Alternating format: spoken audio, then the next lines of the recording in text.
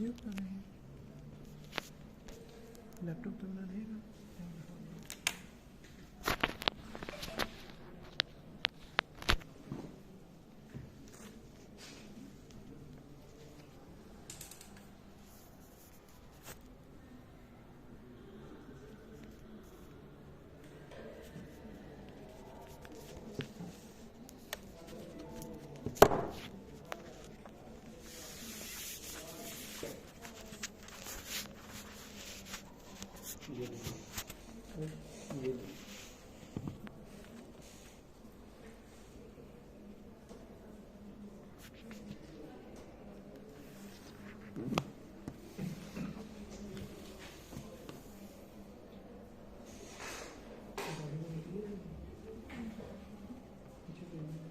कैसा वैसे आपको लग रहा है क्वांटिटेटिव डाटा एनालिसिस कैसा पढ़ते सर बहुत ज़बरदस्त मुश्किल नहीं है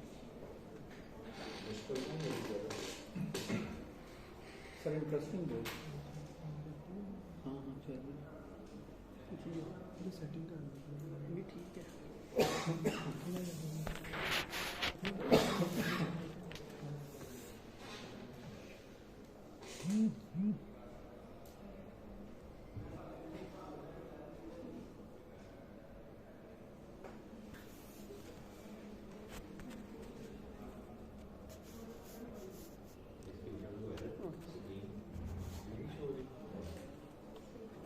सर कट हो रही है इस साइड से।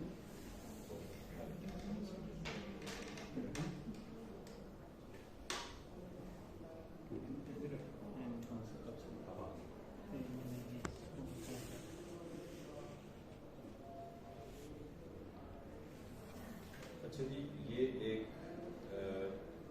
मेथोडोलॉजी मैंने आपको दिखानी है।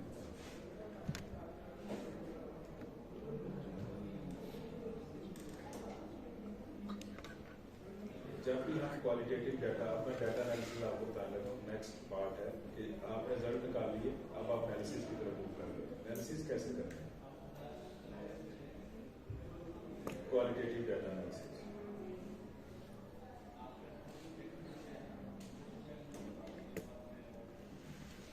सबसे पहले जब आपने क्वालिटेटिव डाटा एनालिसिस शुरू करना है तो देखें, जैसे इन्होंने बताया हुआ है कि this section qualitative data analysis performing thematic analysis of transcribe data of participants semi structured interviews using NVivo 12 software. क्या काम यही आपने भी किया है? Initially, participant characteristics were tested along with data transcription procedure and development of codes. Later, different themes of parent nodes were discussed, including those with characteristics. ठीक है, यहाँ तक आपको समझ आ रही है चीज? इसमें जो समझ आई है, अब पहली जो हेडिंग बनती है डाटा एनालिसिस में वो बनती है, जैसे हम क्वांटिटेटिव में करते हैं, डेमोग्राफिक प्रोफाइल, जिसमें एज जेंडर लिखते हैं, इसकी भी बनती है, मगर इसकी डिफरेंट होती है थोड़ी सी उससे। इसके अंदर हम लिखते हैं क्वालिटेटिव पार्टिसिपेंट कैरेक्टरिस्टिक्स। जैसे पहला जो बंदा है पार्टिसिपेंट 1, उसकी जेंडर क्या थी, उसकी एज क्या थी, क्वालिफिकेशन क्या थी, एक्सपीरियंस क्या था, मैनेजमेंट पोजीशन क्या थी, इंडस्ट्री टाइप क्या थी, और क्या, ये डिपेंड कर रहा होता है कि बेस पेपर से आपने किस बेस पेपर को लिया है और उसमें क्या पूछा जा रहा है। अब ये 12 बंदों से लिया हुआ है, इसका मतलब 12 जो है वो पार्टिसिपेंट यूज हुए हैं। जो ABCD है ये उनको कोड एलोकेट किए गए हैं। बेसिकली इसमें अनोनिमिटी और प्राइवेसी का बहुत ख्याल रखा जाता है। हो सकता है ये बंदे ना बताना चाहते हो कि मेरे नाम, अगर वो कहते हैं मेरा नाम शो करते हैं, आप नाम भी लिख सकते हैं, अहमद P1, अली P2, ठीक है, बट अवॉइड किया जाता है नेमिंग से। ठीक है, तो ये होगी पहला डाटा एनालिसिस में। इसका पहला क्या होता है पार्ट, क्वालिटेटिव पार्टिसिपेंट कैरेक्टरिस्टिक्स। उसमें आपने उसका जेंडर, कोड, एजुकेशन, ये सारी चीजें लिखनी है, ठीक है, जो आपकी स्टडी से रिलेटेड है। सेकंड जी, इनको क्वांटिटेटिव में डेमोग्राफिक्स कहते हैं, यहाँ नहीं आपने कहना डेमोग्राफिक्स, ठीक है सर। इसको जैसे हम खुद ही से टेबल बना के इंसर्ट कर दें जी, इस टेबल इस तरह जो इन्फॉर्मेशन मिली, जितने कोड है, क्योंकि डेमोग्राफी में ये P1 P2 नहीं होते, कोडिंग नहीं होती, इसलिए इसको डेमोग्राफिक नहीं कह सकते, इसमें कोडिंग होती है। ठीक है, तो ये कुछ चीजें थोड़ी सी फर्क है डेमोग्राफी, इसको हम कैरेक्टरिस्टिक्स कहते हैं।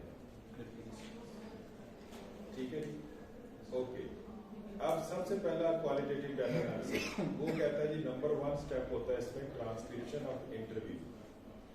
ठीक है जी, सबसे पहले आपने बताना कि मैंने क्या किया। आपने कहना जी मैंने इंटरव्यू लिए, इंग्लिश लैंग्वेज कौन सी थी, इंग्लिश कम्युनिकेशन, देखे लिखा हुआ है इंग्लिश कम्युनिकेशन। ठीक है जी, और फिर उस टेक्सचुअल डाटा को मैंने पोर्ट किया NVO 12 में, और कौन सा एनालिसिस परफॉर्म किया, थीमेटिक एनालिसिस। ठीक है, ये आपने रीडर को बताना है कि मैंने क्या किया। सर ये ट्रांसक्रिप्शन NVO के अंदर भी हो जाती है जो हमने मतलब वो ट्रांसक्रिप्शन हो जाती है, बिल्कुल हो जाती है, आप लिख सकते हैं, बट खुद से वर्ड पे करते हैं वो मुश्किल, जरा लिखना मुश्किल हो जाता है।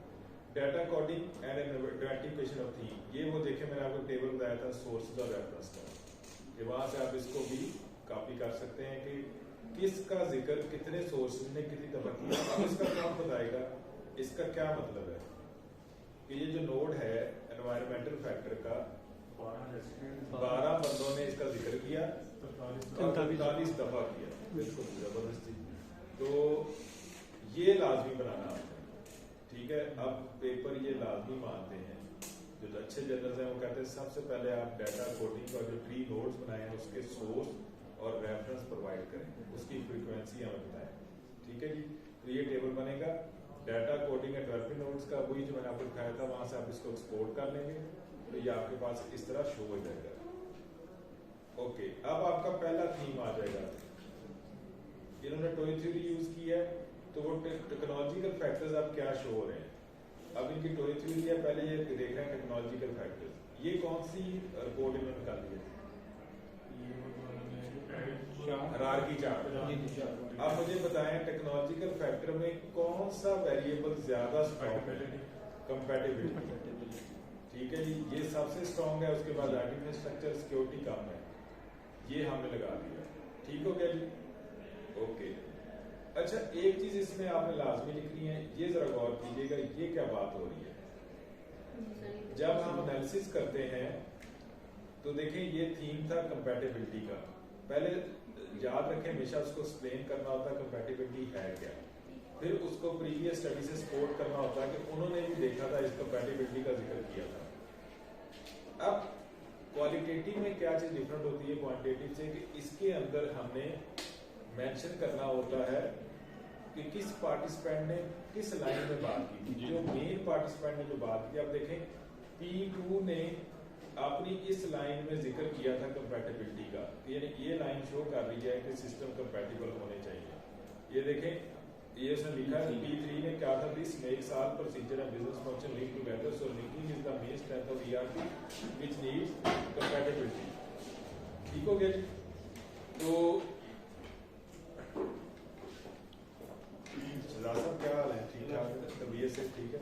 शहजाद साहब एक फेवर करेंगे यार, ये तो देखिएगा अहमद है, तो मेरी गाड़ी की डिग्गी में एक लैपटॉप पड़ा हुआ है, वो इनसे ना साहब को देखे ना, उसको जरा विंडोज को लॉक लग गया है, वो खुलवाना है।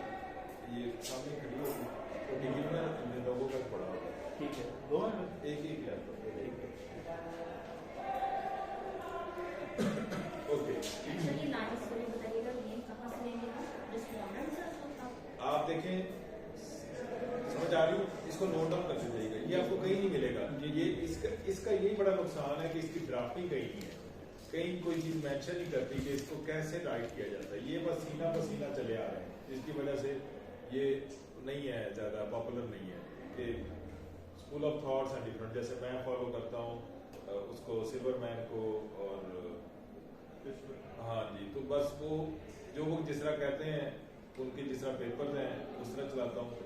कुछ लोग किसी और को फॉलो करते हैं, वो तो 3-4 इसमें। सिल्वरमैन वाला जो कोर्सेरा के अंदर ये क्वालिटेटिव का कोर्स है ना, उन्होंने भी इसको फॉलो किया। जी जी, तो एक गुरु है ना जी, एक बंदा फेमस हो गया, जैसे मार्केटिंग में कॉटलर है जी। अब फिलिप कॉटलर को जो नहीं फॉलो करता तो वो अब क्या कर रहा है, फिर वो मार्केटिंग तो नहीं कर रहा। इस तरह मैनेजमेंट में मर्फी है, ठीक है जी, मैनेजमेंट में रॉबिन्स है, तो ये मशहूर नेम है। तो इस तरह क्वालिटेटिव के अंदर भी 3-4 बड़े मशहूर नाम है, तो उनको हमें फॉलो करना पड़ता है। सर ये जो आंसर ये लिखा हुआ है, लाइक मेंशन बिलो, ये जो सेम उसने बोला होता है, हमने जी ट्रांसलेट बिल्कुल एज इट इज, ये इस तरह इन्वर्टेड लिखा जाता है। इसका लिखने का तरीका कर लिया है, इन्वर्टेड कॉमा से स्टार्ट होता है जिस लाइन में जिक्र किया, क्योंकि लाइन पूरी नहीं थी इसलिए इसके शुरू में 3 डॉट लगा दी गई, ये लाइन कंटिन्यू चल रही थी और एंड पे जिसने बोला था उसका जिक्र, और इसको इस तरह टैलिक लिखा जाता है, ये इसका लिखने का तरीकाकार है, ठीक है। ये किसी बुक में मेंशन नहीं है, ये पेपर्स पढ़ के आपको पता लगेगा कि ये वाली चीजें इस तरह लिखी जाती है, ये पेपर से पढ़ के चीजें इस तरह बनी है, ठीक है जी। सर जो ऊपर लिखा हुआ है अच्छा देखें कितना वैसे आसान काम है, वो बंदा बोली जा रहा है, आप लिखी जा रहे हैं, उसी का लिखा फिर डाल रहे हैं अपने राइटिंग के अंदर, आपके जो नंबर है पूरे हो रहा है वही जा रहे हैं, पेजेस भी, और उसी का लिखा फिर रिजल्ट में डाल रहे हैं, और प्रेसिडेंट तो आना नहीं है, क्योंकि वो उसने तो आपके लिए बोला है ना, उसने कौन सा किसी बुक को देख के बोला या पेपर को पढ़ के बोला है, प्रेसिडेंट तो उसमें आने का चांस कोई नहीं है। तो इसमें देखें 2 दिन पहले तो आपके हार में उसे से शामिल होने हो जाएंगे, तो 2 से 3 लाइंस आप जो लिखते होते हैं रिस्पोंडेंट्स की। जी क्या क्वेश्चन है सर? बाकी जो पोर्शन है, जो पैराग्राफ है, वो हम साइटेशन से लेंगे?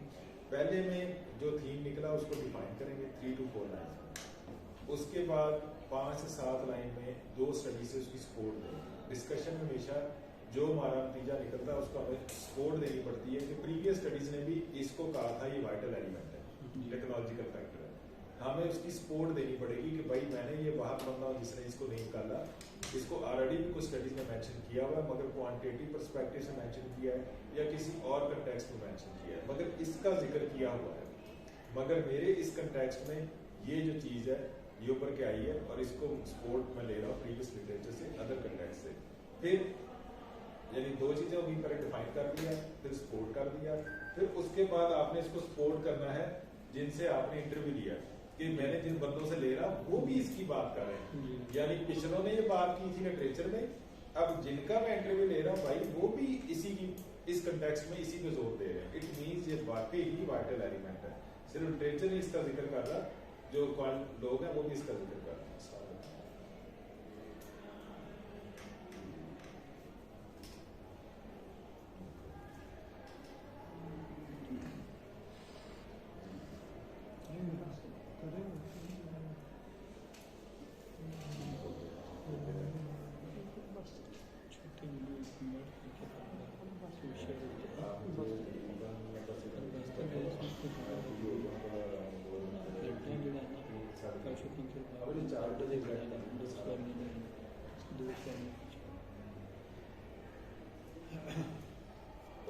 अच्छा सर, ये फिर रेस्पोंडेंट आ गए और हाँ जी, अब एंड पे आपने इसको कंक्लूड करना है कि भाईजान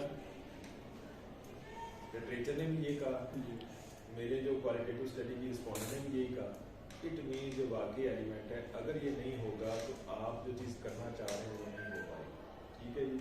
तो आपने इसको कंक्लूड कर देना है, ठीक है जी। तो कंक्लूजन जो होगी उसके बाद होगी। हेलो ऐसा हाँ जी आ जाओ समान हाँ जी यूपीएस पे बैठे हुए हैं, हाँ जी उतारा टेबल भी बैठे हैं।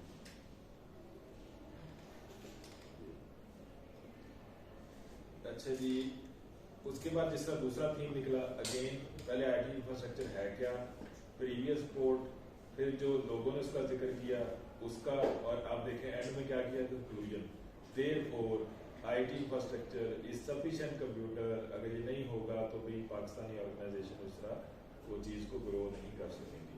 ठीक हो गया जी, ये सब का एक ही सांचा है, ठीक है। अब जितने थीम आपके निकले हैं, आपके 15 निकले हैं, तो आपने 15 थीम के इस तरह 15 पैरे आ जाएंगे, उनकी हेडिंग आती जाएगी, उनके पैरे आते जाएंगे, आपका ये रिजल्ट जो क्वालिटेटिव होता है ये लेंथी होता है, ठीक है जी। हमारे पास ये जो हमने वो इराक की चार्ट है उसमें से थीम लेने हैं, सारे थीम लेने हैं, जो बड़े भी हैं छोटे, बड़े पहले एक्सप्लेन करने हैं, छोटे बाद में एक्सप्लेन करने हैं। हाँ जी, अब उसमें जो तो ये देखें बड़े आए, कुछ आए होंगे छोटे भी, ये देखें इसके अंदर ये छोटा थीम था, आपने ये भी बताना कि ये क्यों छोटा आया। जैसे आप बताते हैं कि आपका हाइपोथेसिस रिजेक्ट हो गया, अब ये एफिशिएंसी क्यों छोटा आया या प्रोजेक्ट मैनेजमेंट क्यों छोटा आया, आपने बताना है कि मेरे इस कंटेक्स्ट में क्योंकि इंफ्रास्ट्रक्चर को वेल एस्टेब्लिश नहीं है, लोग प्रोजेक्ट मैनेजमेंट को इतना फॉलो नहीं करते। आप देखें कहाँ पे गैंट चार्ट लगा के घर को तमीर किया जाता है, ठीक है जी। कौन उन डेडलाइंस को फॉलो करता है। तो इसलिए प्रोजेक्ट मैनेजमेंट, हालांकि अगर ये स्टडी यूके में होती है, यूएसए में होती है, ये प्रोजेक्ट मैनेजमेंट सबसे ऊपर आती है, सबसे टॉप पे होता है। अब हमारे केस में ये सबसे नीचे आ गया, क्योंकि लोगों को इसका शौर ही नहीं है कि डेडलाइंस भी तो चीज़ है, गैंट चार्ट भी तो चीज़ है, प्रोजेक्ट मैनेजर भी एक होना चाहिए। ठीक है, हमें तो घर का भी नक्शा बनाना होता तो खुद ही जाके वो तीले के साथ निशान लगा देते हैं कि इतने वॉशरूम होना चाहिए, इतने ड्राइंग रूम होना चाहिए, उन ठेकेदार में कहने एनजी बना। ठीक है जी, तो हालांकि उसकी जगह हम चाहते हैं एक प्रोजेक्ट मैनेजर हायर करते, एक सिविल इंजीनियर हायर करते जो हमें सारा गाइड करता। ठीक है जी, हमें जो ठेकेदार कह रहा होता बस उसी बात को follow करना। नुकसान भी ज्यादा है। जी, तो इसमें प्रोजेक्ट मैनेजर, अब देखें हमारे केस में कम आया, ये हमारा कॉन्ट्रीब्यूशन है स्टडी का। लोग कहते हैं कि जो हाइपोथेसिस रिजेक्ट हो जाता है यार ये तो गलत हो गया, तो वो ही असल कॉन्ट्रीब्यूशन है आपका कि वो क्यों रिजेक्ट हो गया। ठीक है, ये क्यों छोटा आ गया। ठीक है, अब कोई यूएसए वाला पढ़ेगा इसको पेपर को, तो वो कहेगा प्रोजेक्ट मैनेजमेंट यार ये, तो वो उसके जेन में हमें लिखा होगा नीचे रीजन डेवलपिंग कंट्री है, इंफ्रास्ट्रक्चर बिल्ड नहीं है, इसलिए प्रोजेक्ट मैनेजमेंट को लीस्ट कंसिडर किया जाता है, लोग इसकी ज़्यादा केयर नहीं करते। ठीक है, आपको कहते हैं कि ठेकेदार भी एक रखें, उसको भी पैसे दें, एक प्रोजेक्ट मैनेजर भी रखें, उसको भी तनख्वाह दें, तो वो फिर समझ में बात नहीं आती। ठीक हो गया जी, तो इस तरह आपने ये सारे थीम्स कोर करना है। अगर आप जैसे कोई दोस्त है वो टीवी की थ्योरी कर रहे थे, कोई लोग टाइम थ्योरी यूज कर रहे हैं, कोई लोग कोई थ्योरी यूज कर रहे हैं, जो आपकी थ्योरी के वेरिएबल्स हैं मेन मोटे मोटे, उनके कितने थीम निकल रहे हैं वो आपने निकालने हैं। ठीक है जी, अगर आपकी थ्योरी के 4 वेरिएबल हैं बड़े बड़े, तो 4 के अंदर आगे 5-5 आ रहे होंगे, तो ये ठीक ठाक 20 थीम निकलेंगे। 20 थीम्स को आपने एक्सप्लेन करना, 20 पैराग्राफ होगा, यानी आपका रिजल्ट्स वाला सेक्शन लंबा होगा। ठीक है, क्लियर होगी बात जी। सर आप रिजल्ट्स लिख सकते हैं जी। सर ये वाली बात एक बार रिपीट कर देंगे। लेट्स से कि हमने नोट्स बनाई, नोट से हमारे पास हायरार्की चार्ट आ गया। अब वो चार्ट जिस तरह आपने दिखाया, अब उसके अंदर फॉर एग्जांपल 5 डिफरेंट टॉपिक्स आ गए, हम थीम्स आ गए, 5 डिफरेंट थीम्स आ गए, पांचों को हम अलग अलग एक्सप्लेन करेंगे ऐसे और सर हर एक के अंदर चीजें होंगी। सबसे पहले डिफाइन करेंगे, यस उसके बाद थ्योरेटिकल स्कोर देंगे फ्रॉम लिटरेचर, यस, और उसके बाद जो हमारे इंटरव्यूज में बोला, और उसके बाद हम उनकी कोटेशंस जी उनकी कोटेशंस, और उसके बाद हम उन फिर सारी conclude करेंगे। कंक्लूड करते हैं। कि हमारे कंटेक्स्ट में कैसे काम किया उसने। तो जो रिस्पॉन्डेंट होगा वो हम 2 का लिख दें, मे बी कि वो कोई बात 5 लोगों ने भी कही हो, मे जी, बी। जिसने ज्यादा जिक्र किया है वो आपको पता चलेगा वो पूरा टेबल से। ठीक है, ठीक है, कि एक बंदे ने बात कितनी दफा दोहराई है, अगर एक ने 2 दफा दोहराई है तो उसका जिक्र कर देंगे। ठीक है ना, जिस बंदे ने ज्यादा रेफरेंस दिए हैं उसका पहले जिक्र आएगा।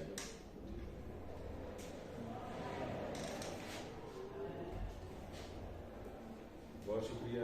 हाँ जी, ये ना इसको ओपन करेंगे ना तो इसकी 1122 पासवर्ड है, 1122, वो उसने विंडोज पे ना लाइसेंस एक्सपायर आ रहा है, उसको खत्म करना है। लाइसेंस ना एक्सपायर आ रहा है, ईयर 5 साल बैठे हैं, उन्होंने कहा कि ये इसका लाइसेंस एक्सपायर को खत्म कर दें, उसको की क्या रिकमेंड हाँ की दे दें इसको, विंडोज के ऊपर आ रहा है। ओके, अब मुझे बताएं, ये आ गई दूसरी ऑर्गेनाइजेशन फैक्टर की। अब आपने मुझे बताना है कितने पैरे होंगे इसमें। शाबाश, 7 शाबाश। और सबसे पहला कौन सा आपकी हेडिंग होगी। सही है कि डार्क ब्राउन की हिस्सा खाली ट्रेनिंग ट्रेनिंग आइए खाली है, ये कुछ नहीं है, ये ट्रेनिंग सबसे पहले हेडिंग होगी ट्रेनिंग। ट्रेनिंग में आप क्या लिखेंगे, जिशान साहब बताएंगे। पहली 4 लाइनें इसको डिफाइन करेंगे, व्हाट इज ट्रेनिंग। ठीक है ठीक है जी, अगली 8 लाइनें क्या होंगी, लिटरेचर सपोर्ट कि ट्रेनिंग वाकई जरूरी है, उन्होंने चाइना में दूसरी जगह पर देखा था। उसके बाद आगे क्या होगा, रिस्पोंडेंट की 2-3 कोटेशंस, ग्रेट। और आखिरी 4 लाइंस क्या होगी, कंक्लूजन। आ गए यार, आपके तो रिजल्ट्स आ गए। रिस्पोंडेंट सर, मुझे बताएं इसमें कोई रॉकेट साइंस है कोई मैं ऐसी कोई आपको ऐसी चीज समझा रहा हूँ जो आपकी समझ में नहीं आ रहा है। आप मुश्किल करके पढ़ाना चाहे तो मैं पढ़ा सकता हूँ, आपको इतना औखा लगे कि आप कहें यार वाकई बड़ा ही औखा काम है। ठीक है ना, मैं आपके जेहन में डालना चाह रहा हूँ कंसेप्ट कि आप यार कहें यार कोई मसला नहीं, हलवा है, इस पर तो इजीली हम काम कर सकते हैं। ये जब आपके अंदर मोटिवेशन डेवलप हो जाएगी तो इंशाल्लाह चीजें आपके लिए मुश्किल रहेंगी। सर ये कंक्लूजन के कितने पैरे, कितना लाइन, 4 to 5 लाइंस, उसमें आपने अपने कंटेक्स्ट पे आ जाना है। कंक्लूजन में हम कंटेक्स्ट पे आ जाए, जैसे आप अगर कर रहे हैं पाकिस्तानी बैंकिंग सेक्टर में, तो आप बताएंगे training is very crucial in Pakistani banking sector. ठीक है जी, एज पर प्रीवियस कोड भी और जो हमारे रिस्पॉन्डेंट उन्होंने भी कहा, क्योंकि इसकी वजह से अगर ऑर्गेनाइजेशन ने परफॉर्म करना हो तो जब तक ट्रेनिंग प्रॉपर नहीं दी जाएगी तो पाकिस्तानी कंटेक्स्ट में आप नहीं ग्रो कर सकते। That's the conclusion। 4 से 5 कंक्लूजन इतनी होती है, हैंस देयरफॉर इस तरह आपने करना स्टार्ट करना। ठीक है जी, ओके जी।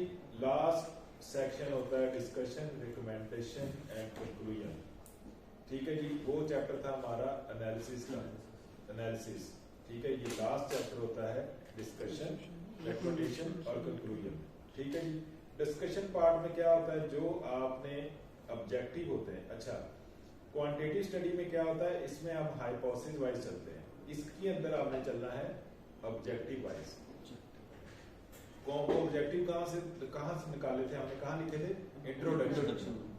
ठीक है, अब ऑब्जेक्टिव कहाँ आ जाएंगे, डिस्कशन के अंदर। आप ऑब्जेक्टिव 1 आपका क्या था, आप ऑब्जेक्टिव 1 में क्या देखना चाह रहे थे, क्या वो मीट हुआ कि नहीं मीट हुआ। ठीक है जी, और उसमें आपने क्या निकाला, जैसे इनका था कि ERP यूज का परफॉर्मेंस के ऊपर। ठीक है जी, तो वो ऑब्जेक्टिव मीट हुआ कि नहीं हुआ। अच्छा जी,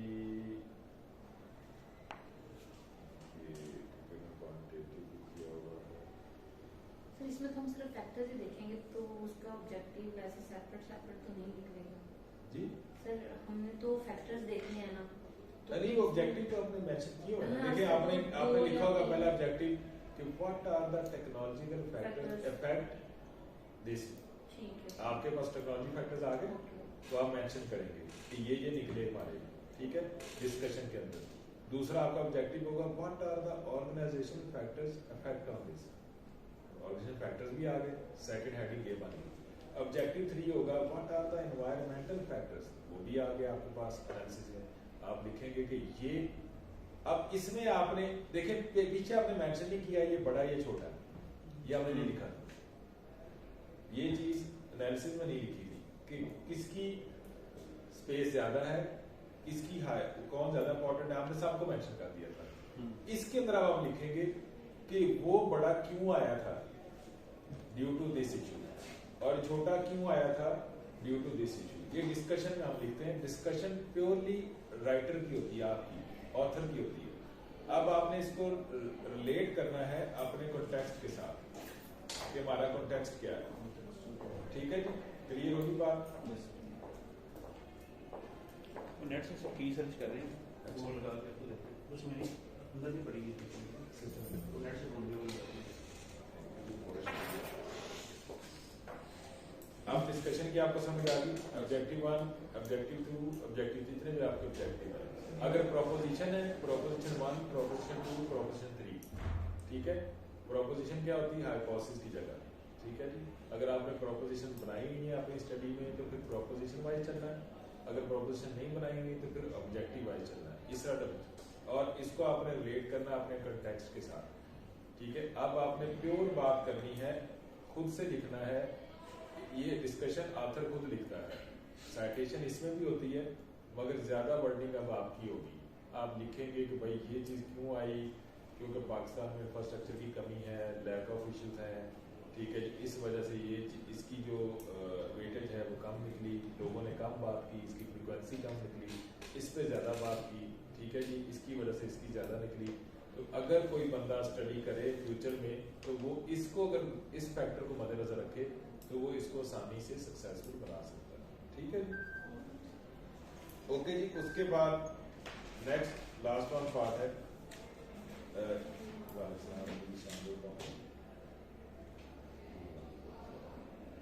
अच्छा, लास्ट वन पार्ट है कंक्लूजन।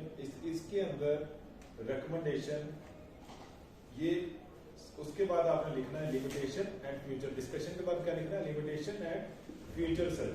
अब लिमिटेशंस आपकी क्या है, आपने सिर्फ और सिर्फ बैंकिंग सेक्टर को लिया, आपने सिर्फ और सिर्फ क्वालिटेटिव को एनालिसिस को देखा, आपने, ये आपकी लिमिटेशंस है और हर स्टडी में लिमिटेशंस होती हैं। आपने सिर्फ डिस्ट्रिक्ट साहिवाल के रिस्पॉन्डेंट को लिया, आपने सिर्फ कन्वीनियंस सैम्पलिंग ही यूज की। फ्यूचर में आप इसको कन्वीनियंस डाटा मिला के यूज कर सकते हैं। फ्यूचर में आप मल्टीपल कंट्रीज को ले सकते हैं, क्रॉस सेक्शन ग्रुप एनालिसिस ले सकते हैं। अभी आपने इंडिविजुअल यूनिट ऑफ एनालिसिस दिया हुआ, तो ये आपको पता चल जाएगा कि आपकी क्या है। आपने सिर्फ देखें इसमें लिखा है पाकिस्तानी ऑर्गेनाइजेशन नहीं है, मैन्युफैक्चरिंग सर्विस। वो कहता है फ्यूचर में आप ये इंडस्ट्री भी ले सकते हैं, जैसे आपने बैंकिंग पे काम किया, आप कहते हैं कि फ्यूचर में इसको एजुकेशन सेक्टर में भी देखा जा सकता है। ठीक है जी, ये तो ईजी है। और लास्ट वन कंक्लूजन, इसके अंदर हम कंक्लूड करते हैं, पूरे की समरी कर देते हैं कि भाई हमने ये थ्योरी यूज की, ये हमारे ऑब्जेक्टिव थे, इस चीज को हम डिक आउट करना चाह रहे थे, और क्या हमने इसको अचीव किया या नहीं किया, और हमारे रिजल्ट से हमें क्या चीजें वैलिडेट हुई। That's it. कंक्लूजन में हमने उसको समराइज कर देना है कि मेरे भाई हमारे ये ऑब्जेक्टिव थे, ये हम अचीव करना चाह रहे थे, ये हमारी थ्योरी थी, ठीक है, और हमने ये रिजल्ट्स ऑब्टेन किए। क्लियर होगी बात? Yes. That's it. पूरा कोर्स खत्म हो गया जी। जी जी, मैं सैंपल आपके साथ शेयर करूँगा।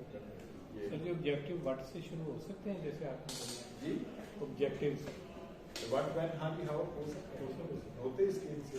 पेपर भी शेयर कर जी जी, मैं पेपर आपके साथ शेयर कर देता हूँ।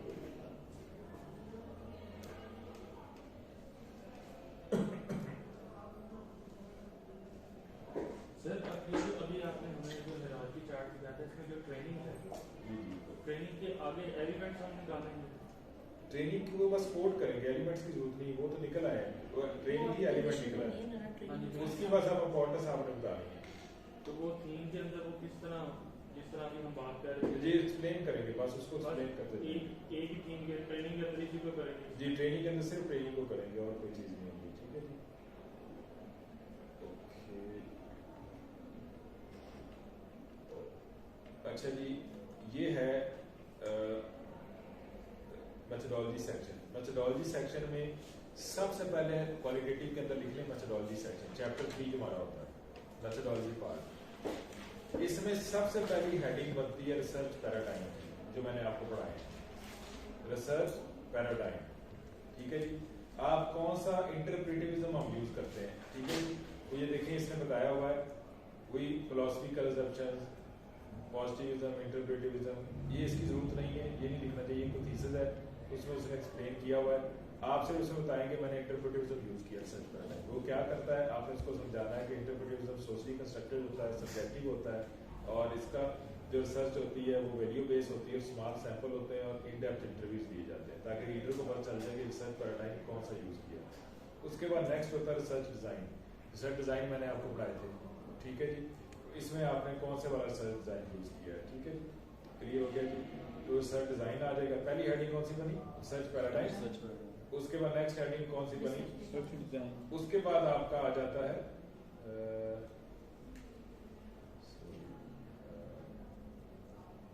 कंसेप्चुअल मॉडल, बल्कि उसकी भी जरूरत नहीं, अप्रोच लिखते हैं। अप्रोच, अगर आपकी जो अप्रोच है उसको मेंशन करते हैं, आप कौन सी रिसर्च टर्मिनोलॉजिकल लेके जा रहे हैं। और उसके बाद आपकी आ जाती है सैम्पलिंग। सैम्पलिंग इसके अंदर पॉपुलेशन है, सैम्पलिंग। सैम्पलिंग आपकी कन्वीनियंट होती है, यूनिट ऑफ एनालिसिस आ जाता है उसी के अंदर। यानी आपने इसके बाद हेडिंग देनी है डाटा कलेक्शन की। रिसर्च पैराडाइम पहली हेडिंग, उसके बाद second heading research design, third heading data collection. Data collection में आप बुलेट्स बना के लिख लें। पहली लाइन होती है कि हमारी पॉपुलेशन कौन है, नंबर 2 बुलेट पॉइंट में लिख लें कॉन्टेक्स्ट क्या है हमारा, नंबर 3 इंडस्ट्री कौन सी है, नंबर 4 यूनिट ऑफ एनालिसिस क्या है, ठीक है, इंडिविजुअल है, ग्रुप है, नंबर 4 आपका पोटेंशियल रिस्पोंडेंट क्या है, उसका क्राइटेरिया क्या है। आपने क्राइटेरिया डिफाइन करना होता है कि मेरा पोटेंशियल रिस्पोंडेंट क्यों है, उसका क्राइटेरिया क्या है। नंबर 5 बुलेट पॉइंट लिख लें, इसके अंदर हमने बताना होता है कि हम सेमी स्ट्रक्चर्ड इंटरव्यू यूज करेंगे, डाटा कलेक्शन मेथड वो क्या होगा। ठीक है जी, और उसके बाद फिर हम इसमें बताते हैं कि हमारी सैम्पलिंग टेक्निक क्या होगी, वो पहले मैंने बता दी आपको। हाँ जी, वो हमारी कन्वीनियंट होगी, नॉन प्रोबेबिलिटी होगी। ओके, उसके बाद वो चीज आ जाती है, वो टेबल आ जाता है जो मैंने आपको बताया था कि आप इसके अंदर, बल्कि वो टेबल तो उधर चला गया रिस्पोंडेंट्स वाला ना, उसके अंदर डेमोग्राफिक्स वाला जो था, करैक्टरिस्टिक्स वाला, वो उधर चला गया एनालिसिस के अंदर। बस ये चीजें आपने लिखनी है और दैट्स इट, आपकी मेथोडोलॉजी वाला सेक्शन कंप्लीट हो जाएगा। ठीक है ना, इसमें आप ओपन एंडेड का जिक्र करते हैं कि मेरे ओपन एंडेड क्वेश्चन होंगे। ठीक है जी, और लास्ट इसका सेक्शन एक मिस हो गया। इसमें आप जिस तरह क्वांटिटेटिव में लिखते हैं ना, स्टैटिकल एनालिसिस टूल, इसके अंदर आप लिखेंगे qualitative data analysis tool. Last इसका होगा क्वालिटेटिव डाटा एनालिसिस टूल। आपने बताना है कि मैं कौन सा qualitative data analysis tool use करूँगा। उसमें आपने NVivo 14 का जिक्र किया, वो आपने मेंशन करना है। जैसे हम उसमें लिखते हैं कि हमने partial least square method use किया, आपने यहाँ लिखना है थीमेटिक एनालिसिस परफॉर्म किया। आपका एनालिसिस का नाम क्या है? Thematic analysis.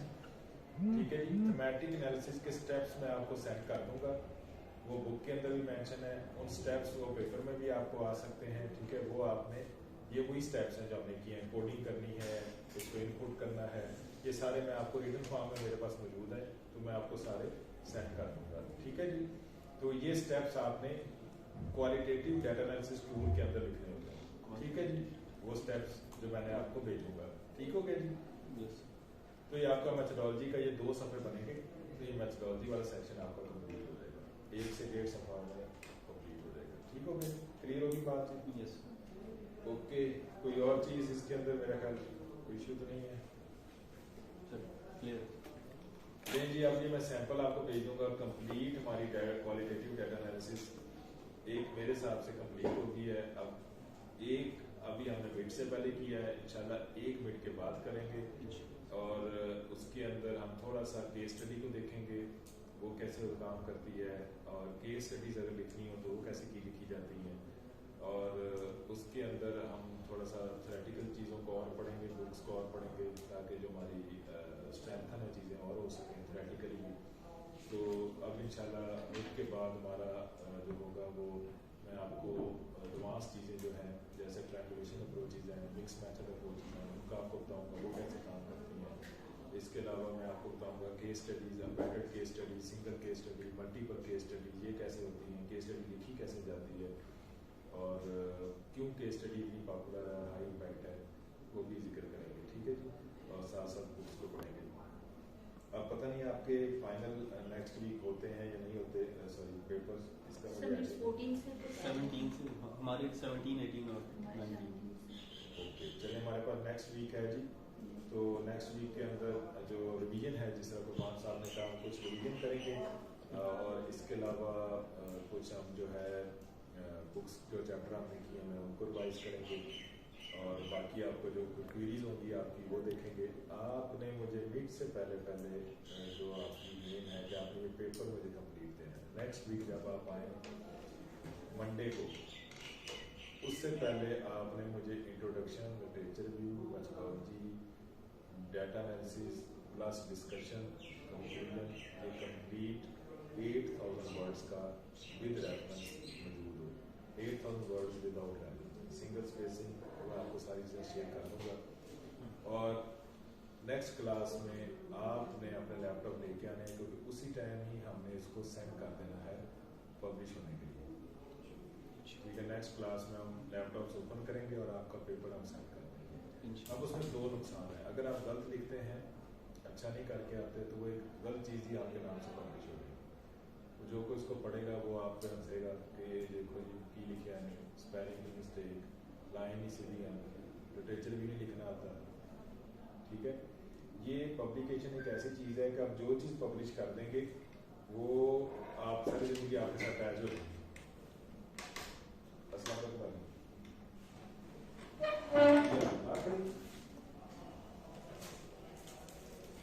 अच्छा ठीक है, थोड़ा सा तो वेट कर रहे थे, बात रही